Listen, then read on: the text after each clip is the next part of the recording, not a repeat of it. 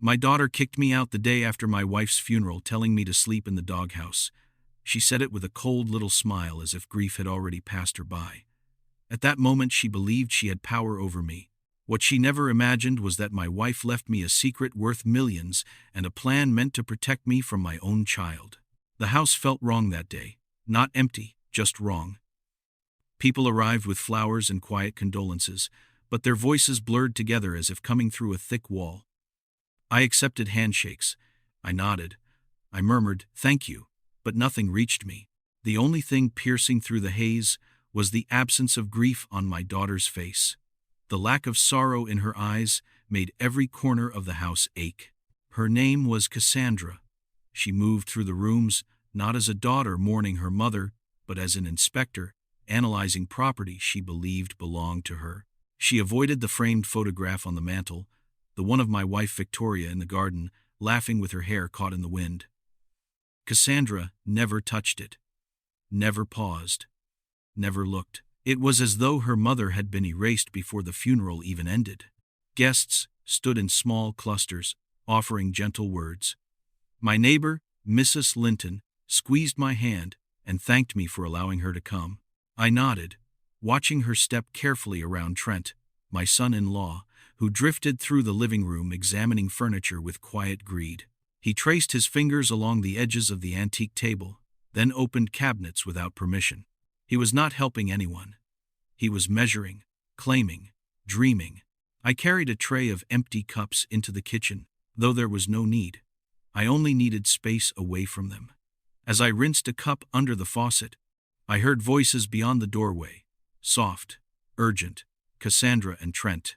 He sounded pleased in a way that turned my stomach. The house is perfect, spacious. We can renovate the back wing first. Then Cassandra, with a tone I recognized from criminals who believe they were untouchable, "This will all be ours. Mother handled everything. He has nothing except whatever is in his closet." I froze. The water ran over my hands and turned cold. I did not move, did not breathe. Instead, I listened as my daughter dismissed my life, as though I were nothing more than a burden to sweep out of the way. A weight, a hindrance, an obstacle between her and whatever she believed she deserved. When the last guests left around early evening, Cassandra approached me in the same living room where she had once curled on the sofa beside Victoria, reading picture books. She folded her arms, eyes empty. "We will talk tomorrow morning. About arrangements. About the future." Arrangements. The word landed like dust on an old gravestone. Trent stepped up beside her. "We need to decide what happens next. With the property. With everything. Everything." Not even bothering to pretend, I looked at my daughter. Really looked. Searching for the girl who used to run into my arms after school.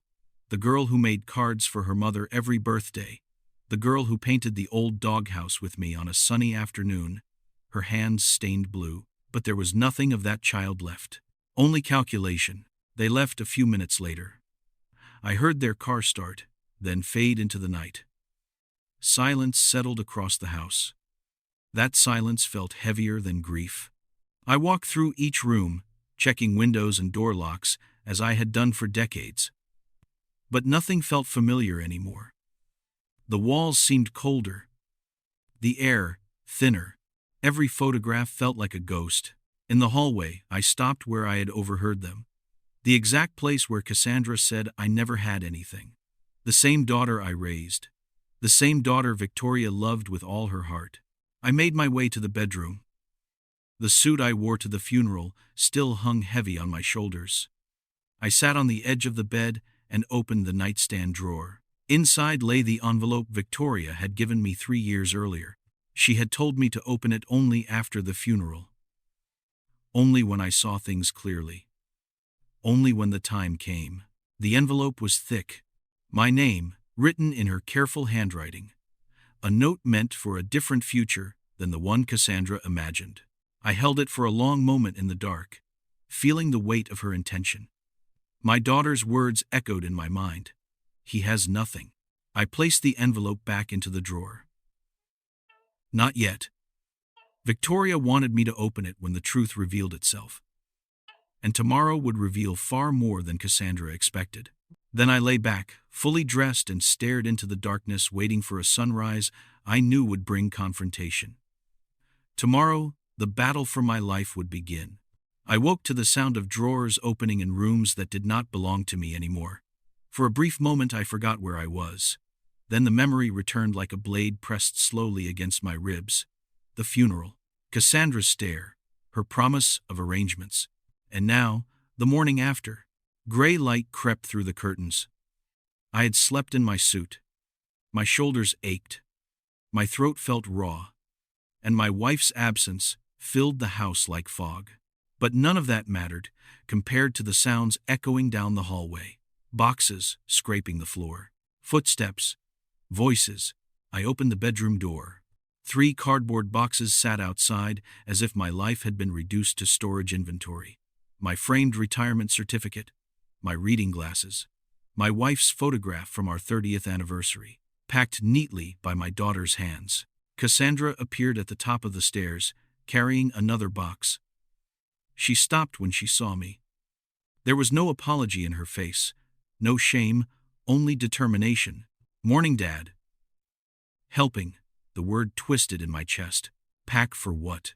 Before she could answer, Trent walked out of the guest room, arms full of my books. He looked entirely at ease, as though this were his house, and I were the unwanted guest, finally being escorted to the door. "We are making the transition easier," he said. "If everything is ready quickly, we can proceed without tension." Transition. Another word chosen to disguise cruelty. Cassandra came closer. "Dad, we talked to someone last night. A friend who understands property law. The house was bought by Mom before you two married. Her name is on everything. So, legally, it belongs to me now. As her only child." I stared at her. She did not avert her eyes. "This is not personal," she added. "We simply need to move forward. There are outstanding medical bills from Mom's treatment, funeral costs, and other expenses you cannot handle alone. Selling this house will solve everything.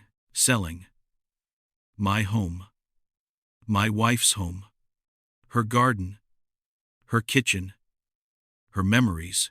My voice came out even. "Where would you like me to go?" Trent shrugged as he carried the books past me.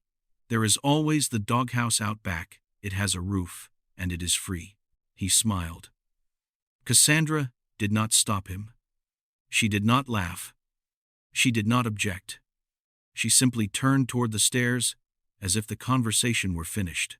"We found somewhere for you," she said. "An extended stay motel on the outskirts of town. Month to month. We already called them. They have vacancies. We will help with the first month."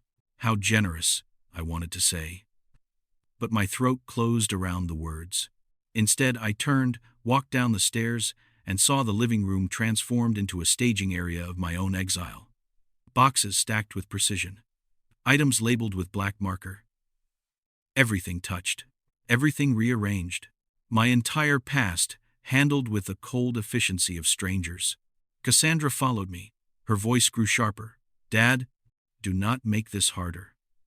Mom told me many things. How she carried the finances. How she paid for the house. How she supported you while you focused on your work. She said you never contributed enough. So please stop pretending you own this place." My heart clenched at the suggestion that Victoria had spoken such things. She never would have. But Cassandra believed the story she had created. That was enough for her. I picked up the first box. It was heavier than it looked, the weight of a lifetime. I carried it outside, opened the trunk of my car, and placed it inside. Trip 2. Trip 3. 30 minutes later, everything I owned fit into a trunk and 2 back seats. On my final trip, Cassandra stood at the door. She held it open but did not meet my gaze. For a moment I waited. A part of me hoped she would soften. Remember something. Anything. But she only said, "You made your choices. Now we are making ours." Trent locked the front door behind me without a pause. I got into my car. The engine started. My hands gripped the wheel. I did not look back. If I had, I might have lost the composure that had taken decades to master. The motel was far away. A place people went when their lives crumbled quietly. A place where no one asked questions. I checked in with cash. The clerk barely looked at me. The room smelled of old carpet and isolation. I set my boxes on the bed and sat down beside them. Only then did I feel it. The hollow impact of betrayal. The grief of losing both wife and daughter in the same week. And in the silence of that cramped room, I pulled the envelope from my jacket pocket. It was time to open what Victoria had hidden. I sat on the edge of the motel bed, holding the envelope as if it might burn through my hands. Until that moment, I had believed Cassandra's betrayal was the deepest pain I could endure. I was wrong. What lay in this envelope would change everything. Not because of the money, but because of what my wife had foreseen long before I ever acknowledged the truth. The paper felt heavier than it should have, thick with something more than documents. I breathed once, then slid my thumb under the seal and opened it. The first thing that fell out was a deed. Not to the home Cassandra had claimed. This was something entirely different. A sprawling private estate, located far away in a hidden valley, registered solely under Victoria's maiden name. The kind of place that looked like it belonged to someone who lived in magazines rather than reality. I stared at the square footage. It was larger than anything I had ever imagined owning. The date showed it had been acquired just a few years ago. My hands trembled. Next came a stack of bank statements neatly folded together. I unfolded the top page, then the second, then the third. My breath caught. They belonged to investment accounts I had never heard of. Balanced and diversified with meticulous care. They held sums so large, my mind fought to comprehend them. Then bonds. Then foreign accounts with multiple zeros. My pulse hammered. 25 million, possibly more. All hidden, all untouched, all mine. I pressed the papers against my knee, trying to steady myself. The motel room seemed smaller suddenly, pressing in around me, as if refusing to allow this kind of revelation within its walls. I set the documents aside and reached for the letter that had been folded separately. My name was written on the front. Harold? I unfolded the pages slowly. Victoria's handwriting flowed across them, graceful, as her voice once had been. If you are reading this, my love, I am gone. And our daughter has shown you who she has become. The words sliced through me. I read on. I tried for years to reach her. I tried to remind her of the girl she once was, the girl who loved both of us, without calculation. But she changed, little by little. The inheritance from my parents only made it worse. What should have been a blessing became fuel for her resentment. I closed my eyes for a moment, remembering the growing distance between mother and daughter. I had excused it as stress, as work, as adulthood. But Victoria had seen deeper. She always did. I kept this wealth hidden, she continued, because if Cassandra knew its size, she would have demanded it while I was alive. She would have found ways to manipulate both of us. She would have used love like a key to unlock every safe we owned. So I did what I believed necessary. I protected you. The words blurred as my eyes stung. Protected me. From our own child. There is something else you must understand. I bought the estate in the valley for you. Not for her. Not for any future family. For you. It is a place where I hoped you might one day heal. A place untouched by Cassandra's expectations, or a future where she takes everything and leaves you with nothing. The last line caught my breath. A future where she takes everything. Victoria had already predicted every step Cassandra had taken. The cold detachment. The hunger for the house.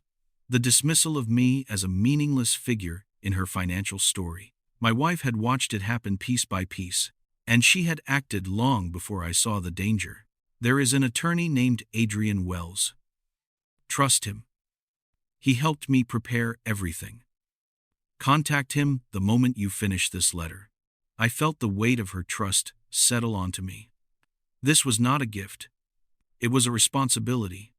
A message written not from anger, but from clarity. My wife had built a fortress around me because she knew I would be too proud, too hopeful, too blind to build it myself. I reached the final paragraph. Harold, I loved you for more than 4 decades.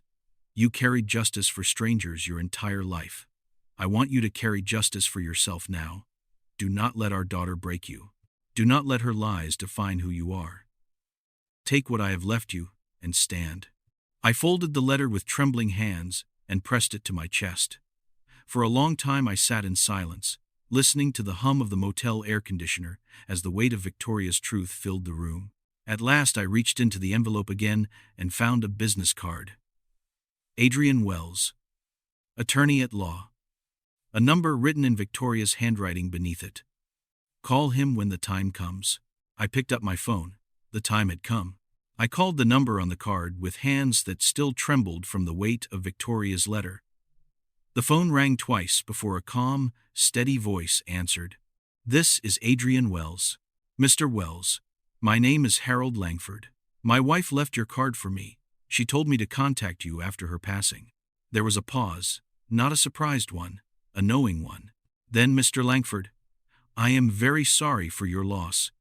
Your wife prepared extensively for this moment. I have been expecting your call." Expecting it. The word struck me. Victoria had arranged far more than I imagined. We set an appointment for the following morning. He gave me the address of his office, without mentioning the city. Just a general region. The kind of discretion you rarely encounter unless someone has been entrusted with secrets. The next day, I dressed in the same suit I had worn to the funeral. It felt looser than before. Grief had carved weight from my shoulders. I drove through long stretches of road until I reached a modest building with tall windows and a single nameplate bearing his surname. Inside, the office was quiet. Bookshelves lined with volumes on inheritance law and asset protection. Minimal decor. Efficient, professional. A receptionist guided me to his office. Adrian Wells stood as I entered. He was in his late 40s, tall, composed, with the kind of presence that made you instinctively trust him. His eyes were steady, assessing, but not intrusive. "Mr. Langford, thank you for coming. Please, sit." I handed him the envelope. He opened it with careful hands, examining each document with a precision that reminded me of the way I used to examine case files in my years as an investigator. When he finished, he tapped the edge of the stack and looked at me. "Your wife was a remarkable woman, and she was exceptionally careful." "Tell me what I am looking at," I said. "I want the truth. All of it." He nodded once. "The house your daughter claimed is not hers. It was your wife's separate property, acquired before your marriage.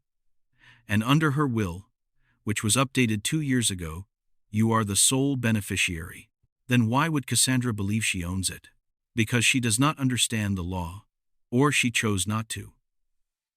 Many people assume inheritance flows through blood rather than legal documents. And in moments of grief, assumptions become dangerous." I leaned forward. "What about the estate, the Valley property?" Mr. Wells opened another folder. "Your wife inherited that from her parents, but kept it separate intentionally. She wanted it to remain entirely yours. It is debt-free, large, secure, and of significant value, more than most people earn in several lifetimes." The paper under his hand showed the estimated market value. My breath tightened again. 25 million. How did she hide all this? Victoria had her reasons. Mr. Wells sat back. She believed your daughter would exploit any knowledge of these assets, so she created a structure that shielded them from interference. She prepared everything with the assumption that your daughter might attempt exactly what she did. I let that sink in. "Now," he continued, "here is what we must do. First, we file a probate petition to validate the will. This legally confirms your ownership of the house and all assets. Second, we file an unlawful occupancy motion against Cassandra and her husband. They removed you from the residence without authority." I tightened my jaw. "How long will this take?" "Filing is immediate. Hearings may take several weeks depending on the court schedule. But your position is exceptionally strong. Your wife documented everything meticulously. And Cassandra." Mr. Wells folded his hands. "She has no legal claim. None. The moment she receives our filings, she will realize she acted on assumptions rather than law. But, be prepared. People who take what does not belong to them rarely surrender quietly. I knew that better than most. I had dealt with criminals who smiled while hiding knives in their pockets. I had seen greed twist people until they no longer recognized themselves. "What do you need from me?" I asked. "Patience," he said. "And honesty." The courts respond to transparency. Let the process unfold. Your wife did most of the work already. You must simply follow through. Wells handed me a copy of the documents we would file. I recognized terms from my old career, but seeing them applied to my own life was disorienting. He stood, offering his hand. I clasped it firmly. "We will begin today," he said. "And Mr. Langford, if your daughter tries to reach you, do not engage. Everything must remain within legal channels." Understood. I left the office feeling the same heaviness I felt, leaving crime scenes years ago. Except this time the victim was not a stranger but the life I once knew, and the suspect was my own child. Outside, the sky stretched wide and empty. I got into my car and drove toward the Valley estate, toward the place Victoria had chosen for my future. When I reached the gates and entered the code she left, they opened slowly, as if welcoming me to a world I was not ready to enter but needed more than I realized. The battle had begun, and I was no longer fighting for evidence or justice for strangers. I was fighting for the life my wife wanted me to have. The first hearing took place 2 weeks later in a building where I once testified against men who threatened the peace of others.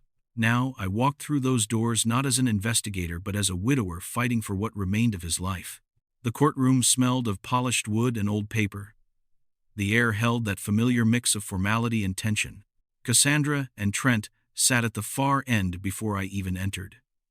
She wore dark clothing, as if she wanted to project dignity. Trent adjusted his tie repeatedly, restless, sweating lightly, as though the walls themselves pressed in on him. I wondered if they expected applause for their performance. Attorney Wells guided me to a seat beside him. Calm, composed, steady as stone. When the judge entered, we all rose. She was concise and direct, her presence filling the room without effort. "We are here regarding the estate of Victoria Langford," she announced. "We will review the will and the associated petition." Wells stood first, presenting Victoria's will as evidence. He laid out every document with an expert hand, explaining with crisp clarity that the house had always been Victoria's separate property and that she had legally designated me as her sole beneficiary. The judge reviewed the files silently. Then she looked at Cassandra. "Miss Langford, do you contest the validity of the will?" Cassandra stood, voice trembling but determined. "Yes, Your Honor. My mother always intended the house for me. She told me that." The judge raised one eyebrow slightly. "Do you have written documentation of this intention?" "No, but she told me many times. She said that once she passed, everything would be mine." "Hearsay," Wells whispered under his breath. The judge turned to Wells. "Please continue." He presented additional documents Victoria had prepared.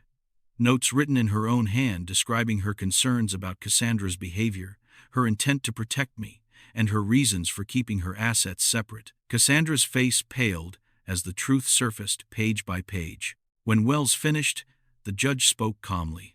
"The will is valid. The property was the deceased's separate estate. Legal ownership is transferred to Mr. Langford." The words should have landed like a hammer.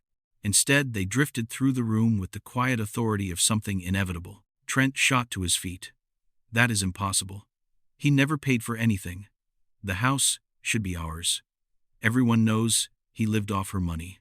The judge did not flinch. "Sir, sit down. Your opinion of the petitioner's finances has no relevance here." Cassandra tugged on his sleeve, signaling him to stop. But the damage was done. Their desperation was beginning to show. The judge continued. "Based on the presented evidence, the respondents have no legal claim to the property. The court recognizes Mr. Langford as the lawful owner." A tremor of relief moved through me, but only briefly, because the judge cleared her throat, straightened the papers before her, and added, "Therefore, the petition for possession is granted." The respondents must vacate the property within 60 days. 60 days. 2 months before the house was returned to me.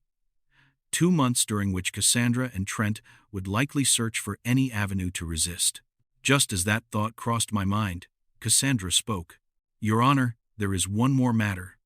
My father is not well. He has been unstable, erratic. He needs someone to supervise his decisions. He is acting out of confusion and grief. He is not capable of understanding his actions. I request he be evaluated for mental competency." Her voice did not break. Not once. She delivered her lie with the precision of someone who had rehearsed it. My chest tightened. The judge turned to me. "Mr. Langford, do you wish to respond?" Before I could answer, Wells stepped forward. "Your Honor, this is unfounded. There is no evidence to support a claim of incompetency. It is clearly a tactic to delay eviction." The judge lifted a hand.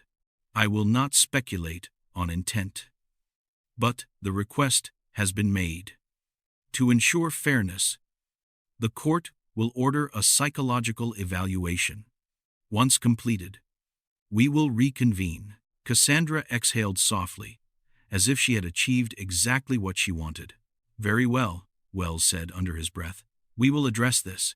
After the hearing ended, I walked past Cassandra. She avoided my eyes. Trent, however, stared directly into mine, his jaw tight, his gaze filled with something darker than anger, something like fear sharpened by greed. Outside, Wells placed a hand on my shoulder. "Do not worry. This will not change the outcome. It only delays it. And delays often make desperate people expose themselves even more." I looked at the sky above the courthouse. A storm was forming in the distance, the kind that grows slowly before breaking everything open. The battle was far from over. Cassandra had just declared war. The evaluation took place in a quiet office tucked behind a medical complex, far from the courthouse and far from the noise Cassandra had stirred. The walls were soft beige, intentionally calming, the kind of room designed to extract truth without pressure. The psychologist, Dr. Rowan Hart, greeted me with a steady nod. He had the look of a man who spent years reading faces and listening between words. "Mr. Langford, thank you for coming. This will take more than one session, but it is straightforward." Straightforward. Nothing in my life felt straightforward anymore. Yet, I sat across from him and answered each question with the steady clarity of someone who had built a career on objectivity. He asked about memory, reasoning, emotional state, recognition, patterns. I completed tests on a tablet, puzzles, sequences, reading comprehension. He observed closely, scribbling notes that were neither rushed nor hesitant. "Do you understand why you are here today?" he asked. "Yes. My daughter claims I am unable to make my own decisions." "And are you unable?" "No. I understand everything happening. I understand the reasons behind her claims and the consequences she hopes to avoid." His pen paused. "Insight intact," he murmured. "Good." We continued for hours. There were moments when the weight of everything threatened to press down on me, but I refused to let grief distort my answers. I owed that much to Victoria, who had trusted me with her final plans. When the evaluation ended, Dr. Hart escorted me to the door. "Your cognitive functioning is solid. Your reasoning is clear. I will submit the report within the week." His certainty calmed something inside me. For the first time since the funeral, I felt the ground beneath my feet steady. But calm rarely lasts long in battles involving greed. That night, the motel parking lot was dim, lit only by a flickering bulb near the office door. I returned from a walk, intending to clear my mind before sleep, when I saw a figure leaning against my car. Trent. He stood casually, arms crossed, as if we were old friends meeting for a quiet conversation. But his eyes held something feral. "Evening, old man." I stopped several steps away. "What are you doing here?" He pushed off the car and sauntered toward me. "Cassandra is falling apart. We are drowning because of you. Her voice cracks every night. She cannot sleep. You could end this." "End what?" "Drop the petition. Let us stay in the house. Sell something else. You have other assets." I know you do. Old men do not walk around so calm unless they have backup plans. My pulse tightened. He was fishing for information, trying to see if Victoria's secrets were exposed. I said nothing. Trent stepped closer until I could smell the sourness of his breath. Listen to me. You are weak.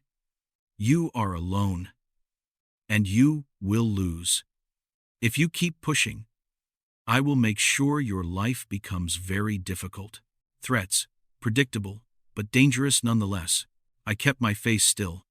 Someone with your record should be careful about talking like that in public. He smirked. There are no witnesses here. He was wrong. My phone was already recording in my pocket. Years of investigative work had trained me to anticipate danger before it fully formed. His words were captured clearly. Drop the petition, or you will regret it. Do you understand? I said nothing.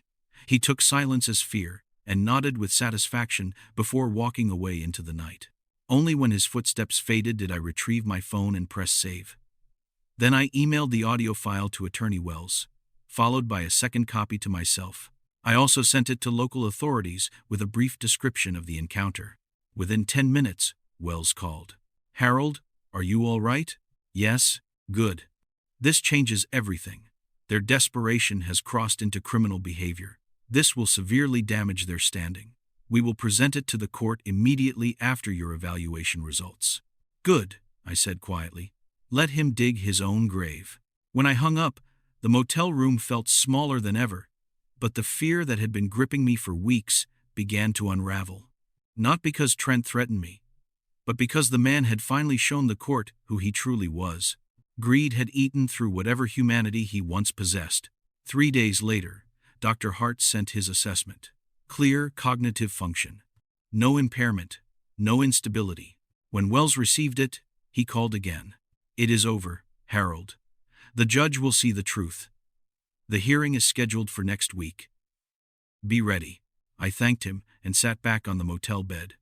Outside, the flickering bulb continued to buzz, casting long shadows across the parking lot. I knew the next hearing would not simply determine the fate of a house. It would expose the cost of greed. It would unravel Cassandra's lies. It would end this war once and for all. And when it ended, nothing between us would ever be the same. The morning of the final hearing arrived with a cold clarity that felt almost ceremonial. I dressed in the same suit I had worn to both the funeral and the first hearing. It no longer smelled of mourning. Now it carried the weight of resolve. When I looked at myself in the mirror, I saw a man who had lost more than most people could bear, yet stood straighter than ever. Attorney Wells met me outside the courthouse. He looked confident, as if the outcome had already been written. Today will bring closure, he said quietly. Be prepared for emotion. They will not go quietly. I knew he was right. Inside the courtroom, Cassandra and Trent were already seated. Cassandra looked smaller, as if weeks of fear had drained the sharpness from her face. Trent looked worse. His jaw was tight, his eyes red, and his hands clenched, as though he had been fighting himself all morning.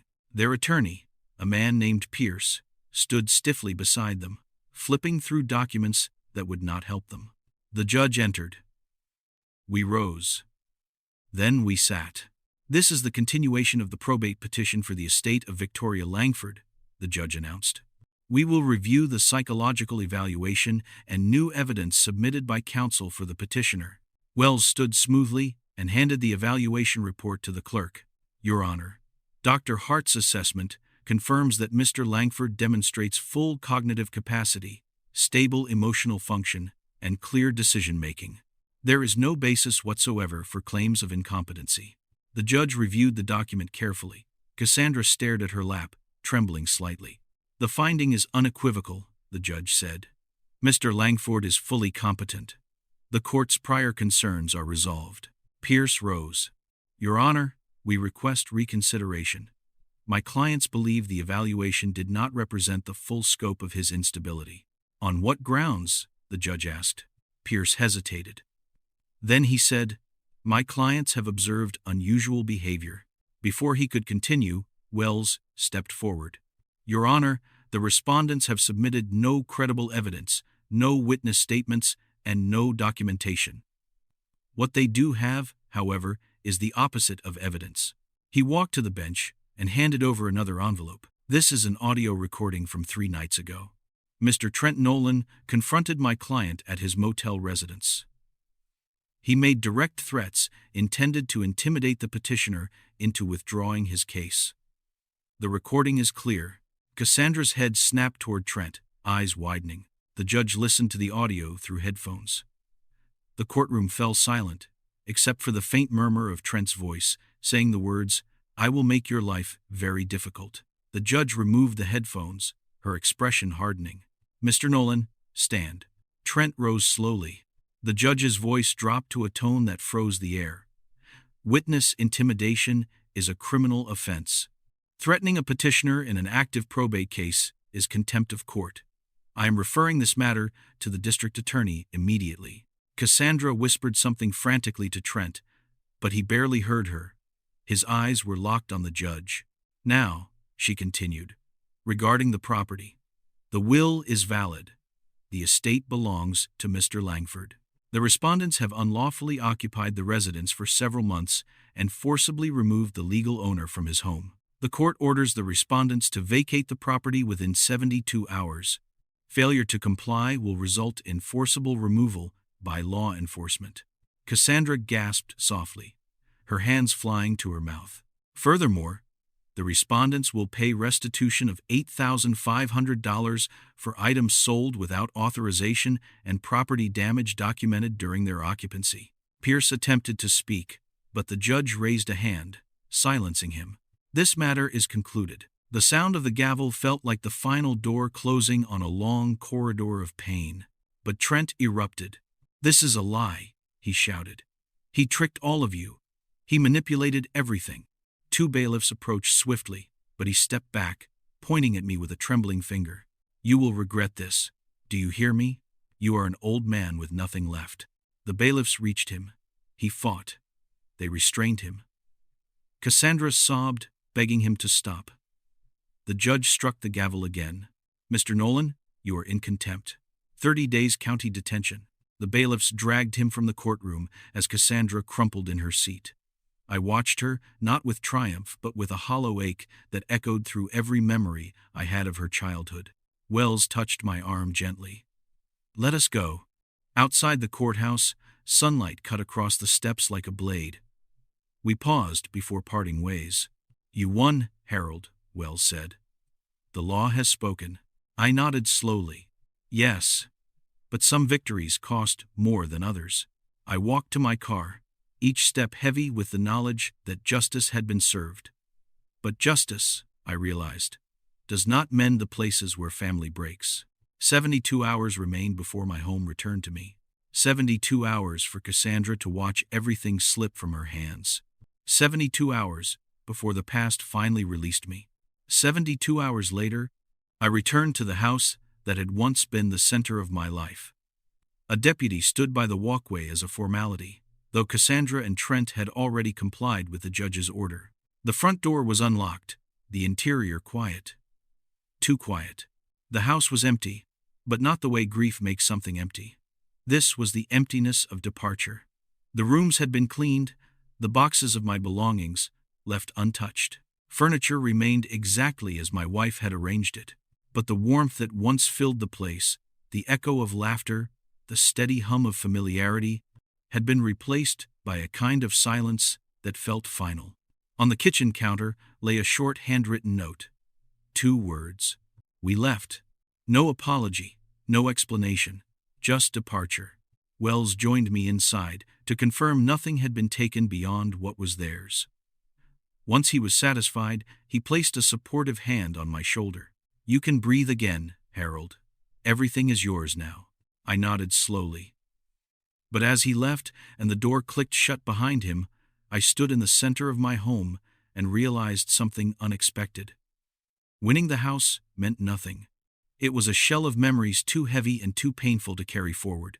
I walked through the rooms one last time, stood where Victoria used to read, stood by the mantel where her photograph once rested, stood in the garden where she had planted the yellow flowers she loved. Then I made my decision. I put the house on the market the next day. Within 10 days, It sold to a family who walked through the halls with hope instead of mourning. I took the money, deposited it carefully, and packed the few belongings I had left. And then I drove to the valley estate Victoria had kept secret. The first time I saw it in daylight, I almost stopped breathing. The house rose from the landscape, like something carved from peace itself. Wide windows looked out onto miles of quiet terrain. The air smelled of pine and distant rain. When I unlocked the front door, I felt something I had not felt since the day Victoria died. Calm. Inside, everything was immaculate. Furniture covered in linen sheets. Floors polished. A kitchen unused but waiting. As I moved through each room, I felt my wife's presence, not as a memory, but as a guiding hand. This place was not built for Cassandra. It was not meant to be inherited by a daughter who had turned her inheritance into a weapon. It was built for me, by a woman who loved with foresight. I spent weeks settling in. I placed Victoria's photograph on a shelf facing the mountains. I arranged my books in a quiet corner room that became my study. I kept the room simple, leaving space for the silence to breathe. For the first time in months, nights passed without fear or tension. I slept deeply, waking to soft light spilling across the valley. Then one morning an envelope arrived by certified mail. The sender was an attorney I did not know. Inside was a typed request from Cassandra asking for a single meeting. Not for money, not for property, just for a conversation. I hesitated for 2 days. Part of me wanted to ignore it forever. But another part, the part Victoria used to gently remind me, was still capable of compassion. Knew I had to face her one last time. We agreed to meet at a quiet cafe halfway between our worlds. She arrived first. When I walked in, she stood awkwardly, as though she no longer remembered how to be a daughter. Her clothes were simple. Her shoulders slumped. The once sharp confidence in her eyes had collapsed into something raw and uncertain. "Dad," she said quietly. "Sit," I replied. She sat. For a long moment she said nothing. Then her voice broke. "I am sorry. I know those words are not enough. I know I cannot undo what I did. But I need to say them." I watched her carefully. This was not manipulation, not strategy. This was a woman who had finally tasted the consequences of the world she had shaped with her own hands. "I was greedy," she continued. "I thought the house was mine. I convinced myself you had taken something from me. But the truth is, I had taken something from you long before that day. I stopped being your daughter long before Mom died." Her eyes filled with tears. She could not stop. "I do not expect forgiveness. I just want you to know that I see what I became." Her words washed over me like water over stone. Honest, bare, heavy. I did not reach across the table. I did not offer comfort. I did not feel. Instead, I did something more important. I told her the truth. Trust is not rebuilt with apologies. And forgiveness is not an instant gift. It is earned. Slowly. If it comes at all. She nodded, accepting the weight of it. Then I stood. "Our time is up," I said gently. "Take care of yourself." She looked down at her hands. When she looked up again, I saw both regret and hope flickering in her eyes. "Will we ever speak again?" I considered the question, then answered honestly. "Maybe. But you will have to build that bridge. Not me." I left the cafe and drove back to the estate. The sun was setting behind the valley as I arrived, filling the sky with the colors Victoria loved. That evening, as I stood on the terrace, I felt peace settle over me with unexpected softness. Not victory, not triumph, peace. A quiet closing of a long and painful chapter. And in that silence, I finally understood the lesson hidden in everything I had endured. Sometimes the deepest betrayal comes not from strangers, but from the people we love most. But betrayal does not have to define us.